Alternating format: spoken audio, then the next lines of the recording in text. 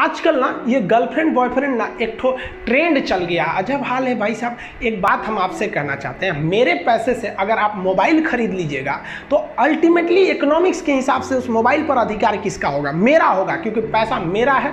तो आप सोचिए, आप बाप के पैसा से अगर लड़की पटाएंगे तो लड़की किसकी होगी इकोनॉमिक्स के हिसाब से? बाप के लिए। तो लड़कियों को भी कहते हैं कि भाई ऐसा लड़का को मत वैल्यू दो जो बाप की कमाई पे तुमको घुमा रहा है, और लड़कों भी कहते हैं जागो, अगर बहुत शौक है ना गर्लफ्रेंड बनाने का तो अपने पैर पे खड़े हो जाओ। जिस दिन पैर पर खड़े होगे ना उस दिन समझ में आएगा ये सब चीज़ें फालतू चीज़ें होती है।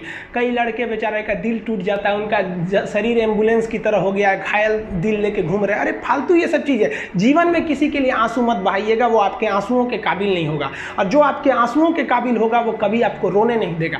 दिल टूट गया, गोली मारो यार, प्यार 24 कैरेट का था आपका, उसी की औकात नहीं थी जो खरीद सके।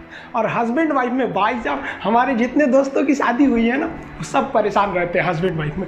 इन दोनों में केवल एक खराबी है, दोनों अपने आप को सुप्रीम कोर्ट समझता है। हमारे भाई साहब, आप मिलजुल के रहिए। अभी क्या है कि आप जितने भी स्टूडेंट हैं आप सबका जॉब लगेगा, अपने से सब शादी ब्याह सबकी होगी, भाई आपका परिवार खुश रहे। लेकिन आप देखिए, शादीशुदा इंसान हमेशा परेशान रहता है, ये दोनों हमेशा झगड़ते रहते हैं। समस्या क्या है?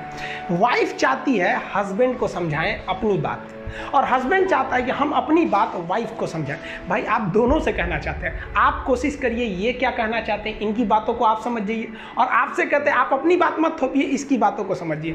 होता क्या है, लड़कियों को लगता है कि इनका हस्बैंड बाहर करता क्या है, ऐसे पैसा बरसता है पेड़ पे से हिला के लेके चला। ऐसा नहीं है भाई, बाहर निकलिए फिर समझ में आता है ये कि बाहर जो आपके पिताजी या फिर आपके हस्बैंड या जो भी कमा के लाता है उसको कितना मेहनत होता है। और आदमी लोग को क्या लगता है घर में तो कोई काम ही नहीं है, उठो नाश्ता बनाओ। अरे भाई साहब, झाड़ू लगाने से सही नाश्ता बन तो जरूर जाता है, फिर उससे पहले कितनी तैयारियां करनी रहती है, कहाँ कौन सा सामान है, एक दिन बना के देखिएगा फिर समझ में आ जाएगा। फिर सब लोग खा लिए फिर उसको साफ करो। सबका अपने अपने चीज जगह काम होता है। कोई दुनिया की हर चीज आपस में इंटरकनेक्टेड है, कोई ज़्यादा कोई छोटा नहीं होता है।